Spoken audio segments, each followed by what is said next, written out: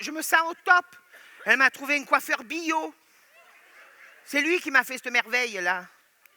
Un coiffeur bio, c'est un coiffeur engagé qui veut sauver la planète.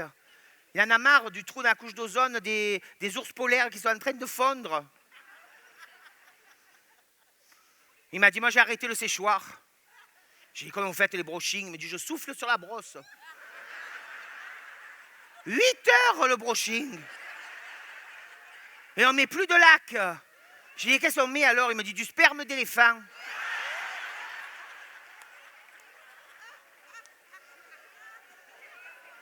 Il me dit, vous comprenez, c'est écologique. En plus, ça fait travailler des pauvres filles comme Annonciade, tu sais, qui n'ont pas cotisé à la retraite. On les envoie dans les cirques chez Bouglione, elles branlent les éléphants, tu sais. Lui, il récupère et il fait pchit pchit.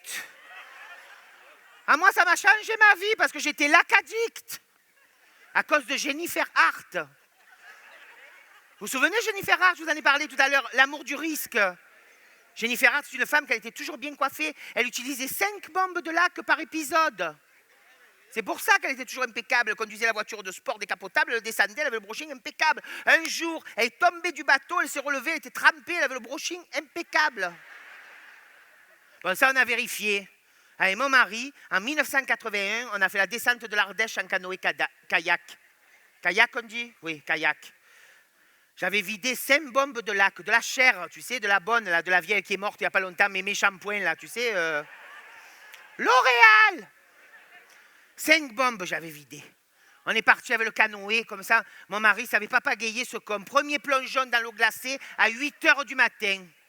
Réaction de la lac avec l'eau froide quand je me suis relevée. Oh! On aurait dit une méduse. Et une méduse dans l'Ardèche, ils n'en avaient jamais vu. J'ai fait fureur. On a pris les rapides, je me suis tout chopé. Les mouches, les papillons, les libellules, les abeilles, les araignées. Quand on est arrivé en bas, là, en bas, eh ben, il y avait un journaliste qui faisait un reportage pour 30 millions d'amis. J'ai fait la couverture. Ziz, un one-man show totalement déjanté, en tournée dans toute la France.